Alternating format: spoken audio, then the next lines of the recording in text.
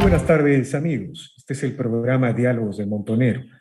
Bueno, el Perú está estremecido, está atravesado por las tensiones que ha abierto la nueva administración Castillo, no solo por el mensaje presidencial de Fiestas Patrias, en la que planteó la propuesta de una asamblea constituyente diferente al Congreso, al Legislativo, y compuesta no solamente por elegidos mediante sufragio, mediante el voto popular, sino por representación directa al estilo de los soviets.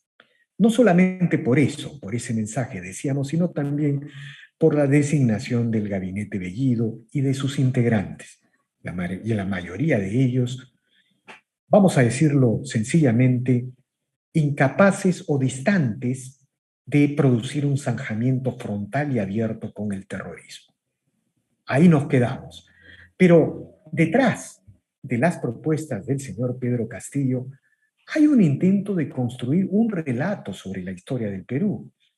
El señor Pedro Castillo, en resumidas cuentas en su mensaje presidencial, nos ha hablado que el incanato, el imperio de los incas, la etapa prehispánica es una etapa idílica en la que el paraíso terrenal estaba en estas tierras, y enseguida nos ha dicho que el virreinato es una etapa de explotación, de aniquilamiento del mundo indígena.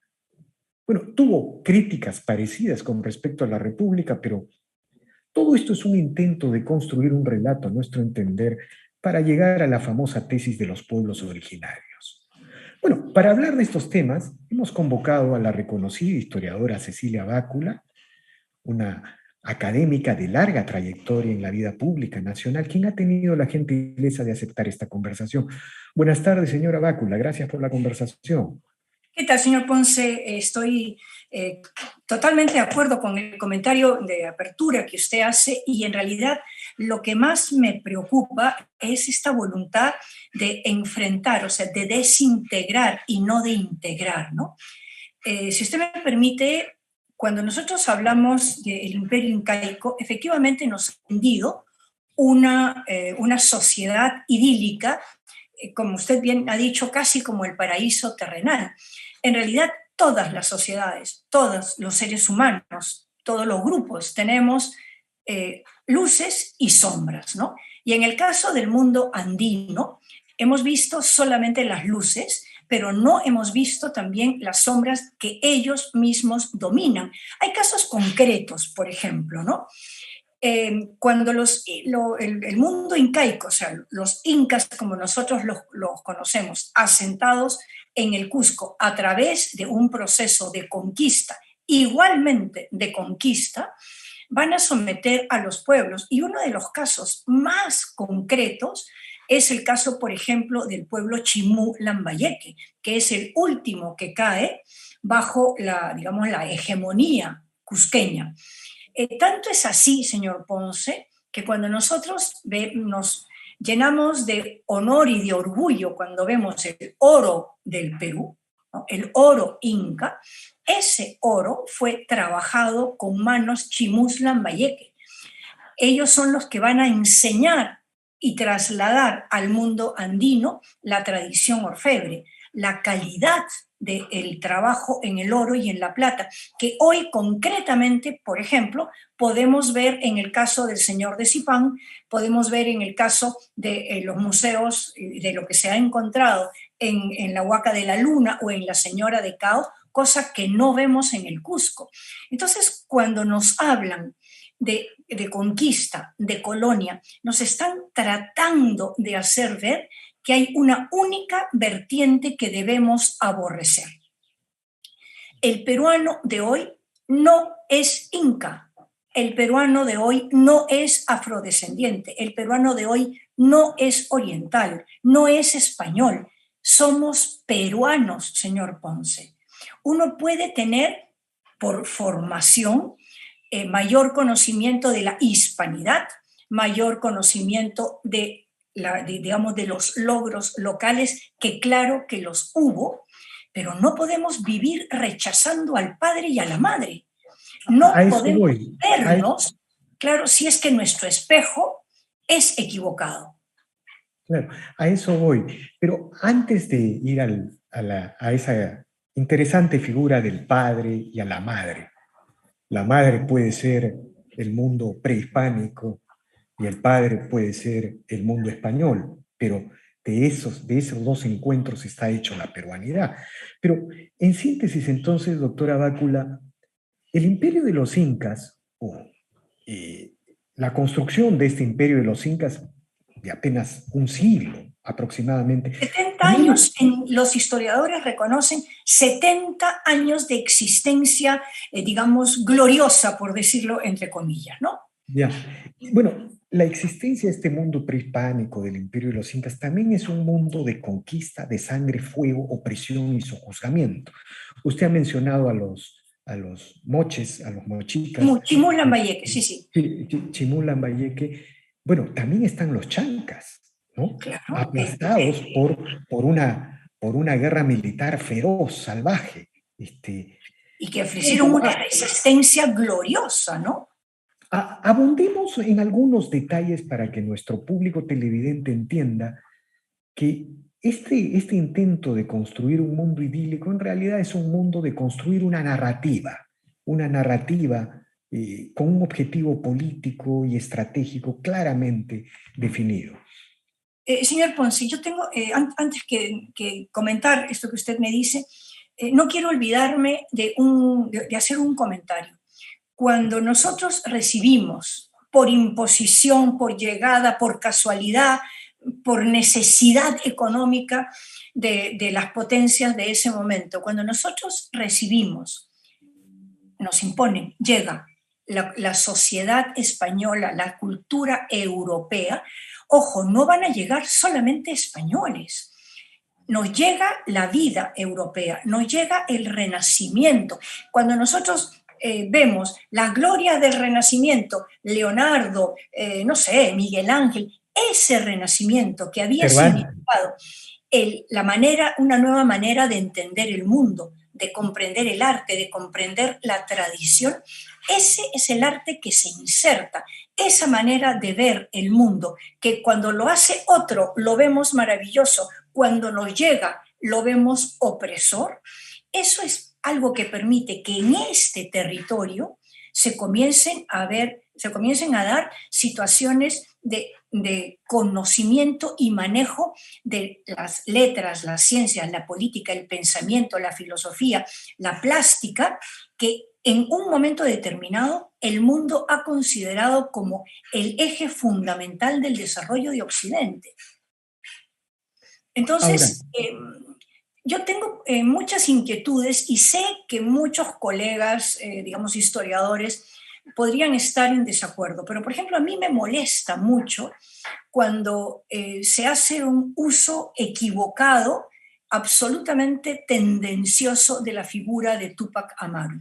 Sí estoy de acuerdo con que con Túpac Amaru se inicia, o sea, se pone digamos, el primer empeño en ruptura, pero no es que él haya deseado que los españoles se vayan. Lo que él quería era mantener de alguna manera su propia situación de cacicazgo. O sea, me opongo porque me afecta. No es que me opongo porque veo que afecta a los demás. O sea, nosotros no podemos cerrar los ojos a las bondades y a las maldades de todo.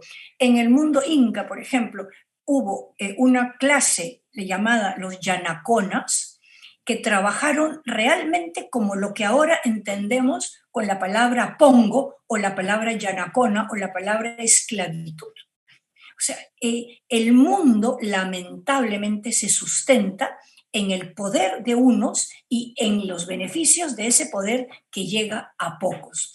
Si el gobierno actual cree que con una forma confrontacional esas bondades del ejercicio del poder ejercido positivamente va a mejorar las condiciones de vida enfrentando a los peruanos, está severamente equivocado, severamente equivocado. Lo ahora, que nosotros tenemos que construir es la peruanidad. A eso vamos a llegar, doctora Bácula, pero un poco quisiera que sigamos explicando a los televidentes.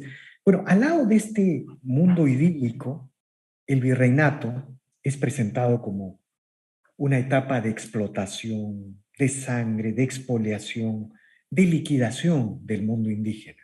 Y se llama colonia en esos términos, ¿no? Es decir, es presentado como el mundo colonial clásico que han construido todas estas corrientes neomarxistas históricas alrededor de Occidente, ¿no? Pero yo solo quiero recordar algunas cosas que son para mí muy simbólicas, ¿no? Los ejércitos realistas que enfrentaron a los ejércitos libertadores estaban compuestos absoluta y mayoritariamente por indígenas, por el mundo indígena, por el mundo indígena. Es decir, el mundo indígena defendía a la corona española. La prueba de ello es que la primera insurrección que se produce contra la nueva república, la república naciente, es la insurrección de los iquichanos, que la señora Cecilia Méndez documenta correctamente. Muy bien, claro, claro que sí. En un extraordinario libro. Y por otro lado, la república, a mi entender, y seguramente usted nos explicará, se convirtió en el peor enemigo del mundo indígena. Porque al abolir las noblezas indígenas, dejó sin los intermediarios, sin los defensores de este mundo indígena que era el fuero de los indios, frente a los españoles. Sin los nobles indígenas, los criollos avanzaron sobre las comunidades indígenas de manera haciendo prácticamente tierra arrasada de todos los derechos que los indígenas habían mantenido preservado en el virreinato. Cuéntenos, por favor, esta leyenda negra, esta leyenda negra. Es que construir la leyenda negra es muy fácil y desarmarla es muy difícil, sobre todo si tenemos quizás década y media de desatención a la educación y porque carecemos de un curso de historia del Perú, carecemos de esa narrativa objetiva, carecemos del conocimiento orgulloso de nuestra historia. Yo primero quiero deslindar un poquito, si usted me lo permite, los conceptos de colonia y virreinato. El concepto de colonia es muy antiguo. Los romanos, Cartago era una colonia. Grecia va a tener colonias como enclaves económicos. Entonces, desde el punto de vista del enclave económico, yo sí entiendo que nosotros fuimos una colonia, pero en nuestro medio la palabra colonia está tan asociada a elementos despectivos, peyorativos, negativos, digamos, sufrientes, que a mí me gusta pensar, y no es porque esté, digamos, porque me haya convertido realmente en una persona incapaz de ver la realidad, sino porque yo quiero mirar mi historia con orgullo. Entonces, aquí en nuestra tierra, se constituyó el más importante virreinato, o sea, un reino en América, ¿no? Efectivamente, esas personas que constituyeron ese reino tenían la obligación y vinieron aquí no solamente para explotar, porque la palabra explotación es que ya de verdad ha perdido su sentido de lo mucho que la usamos de manera equivocada. Pero cuando es Alejandro VI, me parece, el Papa Alejandro VI, da la bula Inter Cetera, que le va a autorizar a la corona española, porque así era en ese momento, ¿no es verdad?, en 1493. Esta bula obliga a España no solamente a que, digamos, a que pueda, no solamente autoriza, a que puedan venir europeos, castellanos a América, sino los obliga determinantemente a que haya respeto, se difunda lo que en ese momento era la civilización y se evangelice. La evangelización, señor Ponce, no es solamente el catecismo.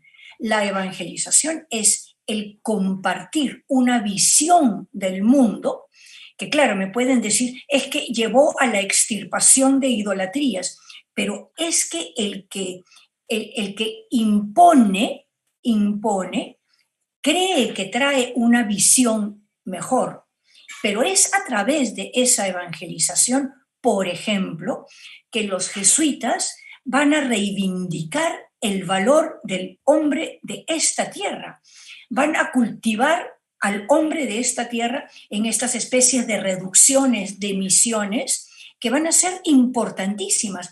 Gracias a la evangelización, al hombre de esta tierra en todo porque no son solamente incas, ¿no es verdad? Se les va a enseñar a pensar, digamos, a pensar críticamente, a leer, a escribir, a defenderse. Lo que hacen los franciscanos en la zona de Maynas es extraordinario respecto a la defensa de los propios derechos de los naturales de esa zona de la Amazonía. Y en realidad no es el virreinato el que destruye todo, va a ser una forma equivocada también de explotación y de sometimiento que se va a dar a lo largo de los siglos. Entonces, el problema aquí, señor Ponce, es un tema de ideologías. Cuando se suscribe, por ejemplo, la Real Cédula de 1810, lo que vamos a tener es el retrato del valor importantísimo de la cultura de Occidente para la dignificación del individuo que no había, digamos, sido en su historia ancestral considerado como un individuo valioso. Eso es algo que no podemos ocultar. La historia es maestra no porque no queremos que se repita, no, sino porque nos lleva a las fuentes, nos lleva a conocer con luces y sombras nuestro pasado, pero no podemos construir una identidad falseando a los progenitores. Ahora, no podemos. por ejemplo, hay algunas cosas que no se conocen, ¿no? Por ejemplo, las comunidades indígenas. El rey Toledo reformó los tradicionales ayos del incanato bajo el modelo territorial, económico y social de las comunidades de Castilla. Así es.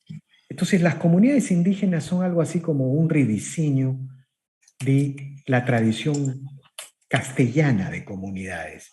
Pero no solamente eso, doctora Bácula, sino que las polleras, las vestimentas, los colores, la música, todo eso está influenciado por esa tradición hispana.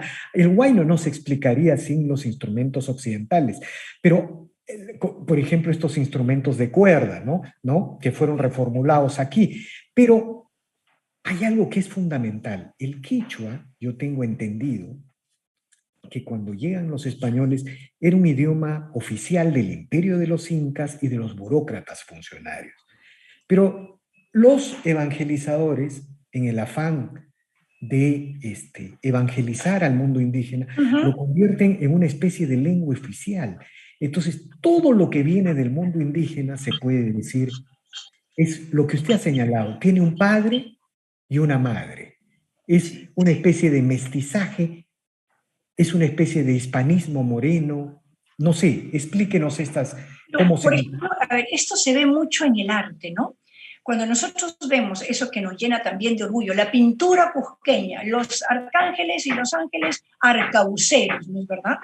¿Qué es lo que estamos viendo? Estamos viendo un sincretismo maravilloso, o sea, peruanidad pura en la unión de dos vertientes. Eso es algo que no podemos dejar de reconocer. Y cuando usted habla de la evangelización, no quiero dejar de mencionar que correspondió a Toribio de Mogrovejo, un obispo extraordinario, que tradujo el catecismo, digamos, de entonces. Digo de entonces porque el catecismo se ha ido reformulando, porque la fe es algo que se actualiza sin que varíe la esencia de la doctrina, ¿no? Pero Toribio de Mogrovejo tradujo al quechua y al aymara el catecismo. ¿Esto qué cosa significa? Significa la voluntad en un momento determinado de comprender la ideología, la cosmovisión a través del lenguaje. Porque cuando nosotros hablamos un idioma, estamos comprendiendo la estructura de pensamiento, el ordenamiento de las ideas, ¿no? Entonces, no todo es malo, no todo es malo. Y respecto a las comunidades indígenas, hay también que señalar que han sido una especie de, como una consecuencia casi como de reducciones, ¿no? Y que se van a legalizar en el tiempo de Leguía. Leguía es el que va a, digamos, a dar pautas concretas respecto a la existencia de las comunidades indígenas, con derechos propios. Hoy en día, por ejemplo, nosotros sabemos que mucha de la inversión depende de la anuencia de las comunidades. Lamentablemente, esa anuencia tiene que ser dada por personas que, teniendo derecho, no lo niego, no han tenido el privilegio de la educación. Y cuando en el último mensaje, el del 28 de julio, el presidente ha dicho que va a haber una revolución en la educación, yo quisiera preguntar cómo, no estoy convencida de que el objetivo es bueno, quisiera saber el cómo. ¿Cómo? Porque no se trata de que yo a las personas de una comunidad lejana les haga creer que siguen viviendo en el siglo XVI. Tengo que incorporarlas al mundo moderno, pero hacerlas sentir orgullosas de que pertenecen a una colectividad mixta. No hay en este momento, en el mundo entero, de repente un bosquimano, no lo sé, de repente alguno de estos grupos en aislamiento voluntario, pero no hay nadie que sea puro culturalmente, porque el mundo hace mucho tiempo dejó de ser un mundo de compartimentos estancos a través de las redes sociales, entre otras cosas, para permitirnos la colectividad. Y el peruano es eso, es una mezcla maravillosa. No podemos desperuanizar al Perú. Ahora, ¿cómo esto finalmente tiene que ver con esta famosa propuesta de república plurinacional, en la que los pueblos, entre comillas, originarios, hemos visto que el mundo indígena es un mestizaje? Quizá pueblos originarios podría haber en la selva, a donde no llegó el virreinato, pero la selva también está globalizada, digamos, la globalización, el mestizaje es intenso en la propia selva, ¿no? Todo este discurso, este relato de los pueblos originarios llega a la famosa propuesta de la República Plurinacional, en la que se busca que los pueblos originarios, entre comillas, estén representados directamente en una asamblea o en una asamblea constituyente. En momentos en que Lima es la ciudad más andina del Perú. Los Andes es como si los Andes hubieran bajado a Lima, a Chiclayo, a Lambayeque y hubieran construido algo diferente. A Tacna, Arequipa. O sea, y eso no está mal, no está mal. La pregunta respecto a esto es, ¿quién es el representante de qué pueblo originario? Por ejemplo, ¿dónde están los Muchic? Los Muchicas, ¿dónde están? ¿Quiénes son los Muchic? ¿Quiénes son los Lambayeques? O sea, ¿quiénes son? Son los consumidores clase medieros de los malls de la costa y las principales ciudades del Perú. Es evidente. Pero ¿por qué tenemos miedo? ¿Por qué tiene miedo esta gestión, como yo lo percibo, a abrir el mundo contemporáneo, el mundo moderno, a aquellos que no tienen acceso a esa modernidad, transformando a través de la educación a personas orgullosas de su pasado,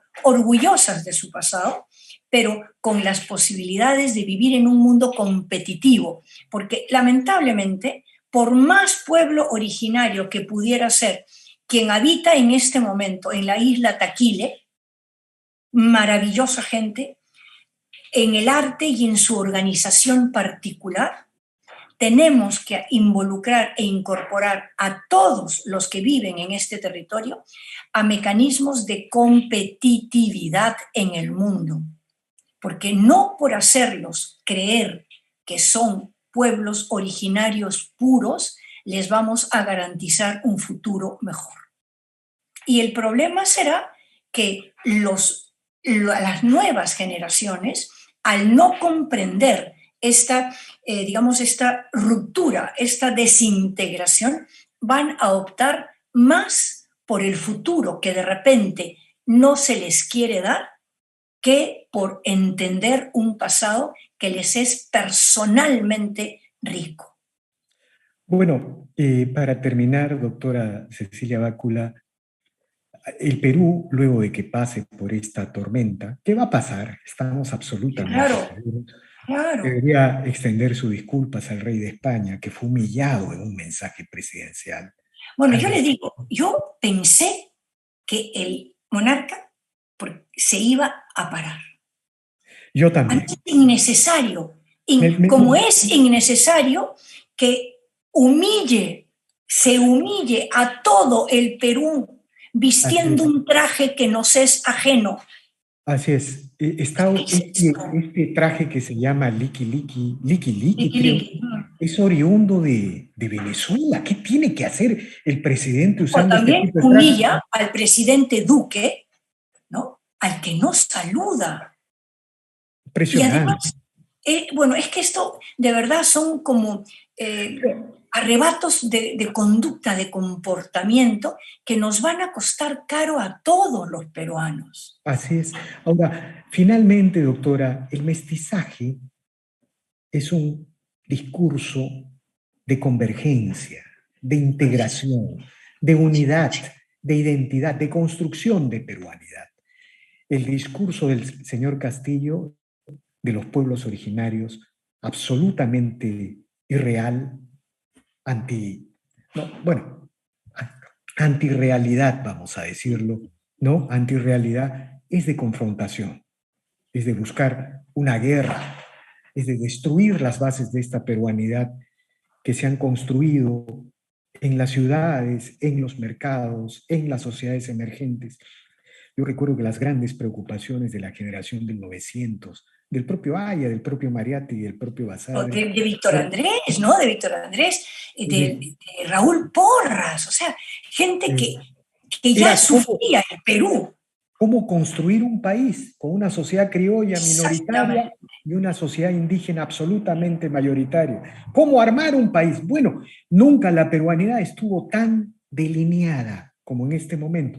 Y viene el señor Castillo a decirnos, destruyamos todo esto. Francamente impresionante, doctora Bácula. El tema también es la propuesta esa de hacer Palacio de Gobierno, o sea, hacer de Palacio de Gobierno un museo.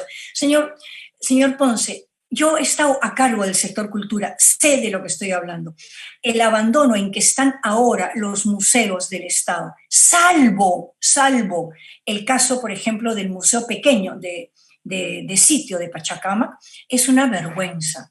¿Cómo vamos a tener un museo más en Lima cuando no hay en eso que se quiere resaltar, el Tahuantinsuyo? ¿Cómo no hay en el Cusco un museo digno? ¿Cómo es posible, señor Ponce, y esto no lo sabe y no lo medita la población, que luego de haber recuperado las más de 46,000 piezas entre fragmentos y objetos de la Universidad de Yale, el Perú no haya cumplido con tener un espacio digno para exhibir para el cusqueño, para el mundo entero, eso que significó parte de la dignidad, o sea, recuperar eso que había estado 98 años en manos de otros. Ya lo tenemos. ¿Qué se ha hecho con eso? Encajonar. O sea, ¿qué es esto? De acuerdo, doctora Bácula, infinitamente agradecido por estas No, gracias a usted que me tiene tanta paciencia. No, de ninguna manera. Muy reveladoras, muy interesantes, y estamos seguros que esto va a servir enorme, de gran manera, al debate que debe abrirse luego de este mensaje presidencial. En realidad, señor Ponce, a nosotros, en mi caso, una mujer ya, digamos, grande, ¿no? Adulta, lo único que yo quiero para mi país es paz, construir en paz. y en lo que a mí respecta, manifestar siempre una voluntad de poder tender puentes y de servir, porque eso es lo que nos toca, ¿no? Muy bien. Bien, doctora Bácula, muy agradecido. Bien, Gracias a amigos. usted. Gracias, doctora. Bien, amigos, esta ha sido una nueva edición de Diálogos del Montonero. Regresamos en la siguiente edición. Gracias.